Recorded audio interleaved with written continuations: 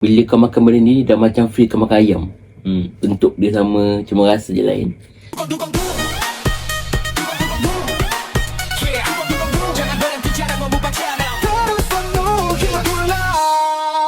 Assalamualaikum. Hi guys, welcome back to Muan Mukbang channel. Dugu-dugu-du. So siapa je buat tengok video aku ni, kalau boleh aku minta korang like video aku, subscribe video aku and share video aku ni pada orang lain. Kalau boleh bela YouTube aku ni sampai mana? Sampai menuju bulan. So hari ni aku nak makan apa? Hari ni aku nak makan fried chicken, ice cream. Ni dia. Memang ice cream ni bentuk macam ayam goreng. Aku tak pernah makan lagi, so aku nak try. Tapi kita tak mau masa lagi, jom try makan ice cream ayam goreng ni. Tengok kan, sebiji macam ayam goreng. So tak perlu nak memasak lagi, jom kita makan ais krim ayam goreng ni. Bismillahirrahmanirrahim. So yang kat luar ni aku rasa dia kacang kot, ataupun angok-angok tu. So jom kita makan. Bismillah.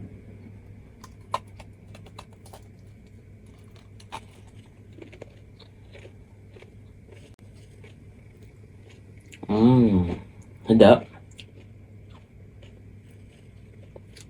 And coating dia sangat tebal Dalam dia adalah ais krim vanila.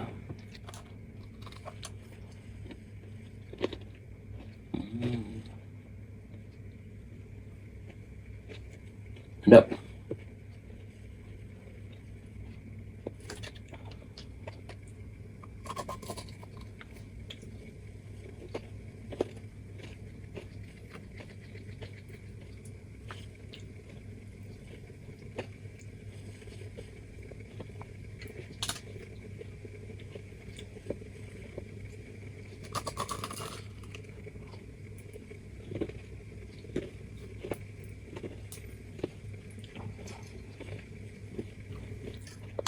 Memang sangat sedap rasa dia.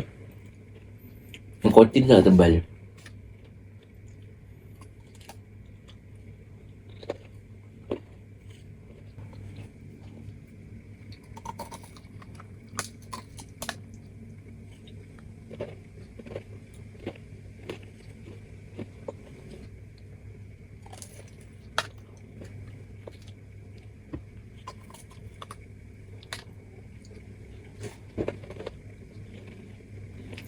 Bila kau makan benda ni, dah macam free kau makan ayam.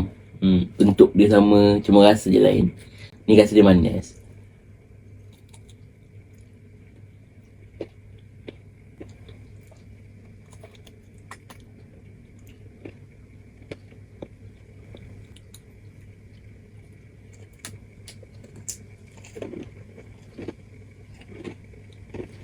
So aku dah makan dah ais krim ayam goreng ni, memang sangat sedap.